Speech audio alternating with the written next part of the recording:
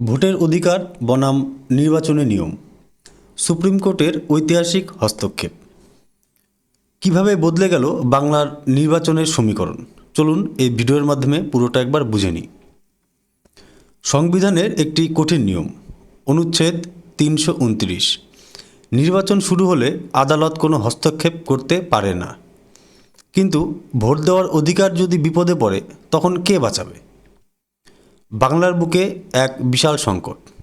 Special intensive revision বা voter ভেরিফিকেশনের সময় তালিকা থেকে বাদ পড়েন হাজার হাজার মানুষ। ট্রাইব্যুনালে আপিল চললেও এরই মধ্যে বেজে যায় নির্বাচনের দাবামা। সময়ের সাথে লড়াই, ভোটের তালিকা থেকে বাদ, ট্রাইব্যুনালে আপিল, নির্বাচনের তারিখ ঘোষণা, অধিকার থেকে বঞ্চনা। বিচার পেতে দেরি হওয়ার অর্থ হল অধিকার থেকে বঞ্চিত হওয়া।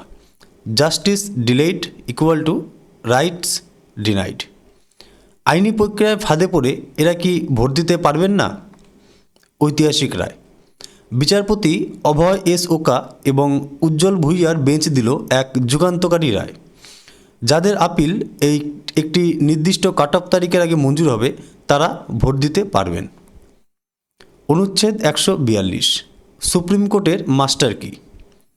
সাধারণ আইন যেখানে ন্যায় বিচার দিতে ব্যর্থ হয় সেখানে আদালত এই বিশেষ ক্ষমতার সাহায্যে পূর্ণাঙ্গ বিচার নিশ্চিত করতে পারে।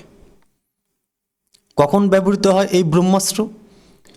খুব বিরল ক্ষেত্রে এই ক্ষমতা প্রয়োগ করা হয়, যেমন ভোপাল গ্যাস ট্র্যাজেডির ক্ষতিপূরণ, অযোধ্যার ঐতিহাসিক রায় এবং এবার মানুষের ভোটের অধিকার রক্ষায়।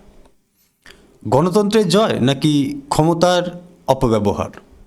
গণতন্ত্র মজবুত হলো। ভোট দেওয়া শুধু আইনি অধিকার নয়, একটি গণতন্ত্রের মূল ভিত্তি। আদালত মানুষকে তাদের অধিকার ফিরিয়ে দিয়েছে। কমিশনের স্বাধীনতায় হস্তক্ষেপ, নির্বাচন পরিচালনা করা নির্বাচন কমিশনের কাজ। আদালতের এই হস্তক্ষেপ কি কমিশনের স্বাধীনতায় আঘাত? আদালতের যুক্তি, সিস্টেম রিপ্লেস নয়, গ্যাপ ফিলিং। আদালত নির্বাচন কমিশনের জায়গা নেয়নি। যেখানে সিস্টেম ফেল করছিল এবং মানুষ অধিকার হারাচ্ছিল, আদালত শুধু সেই শূন্যস্থান পূরণ করেছে।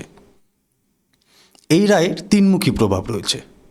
প্রান্তিক ভোটারের ক্ষমতায়ন, বাদ পড়া মানুষেরা পেলেন স্বস্তির নিঃশ্বাস। নির্বাচনী ফলাফলে বদল, হাড্ডাহাড্ডির লড়াইয়ে এই ভোটগুলোই হতে পারে নির্ণায়ক।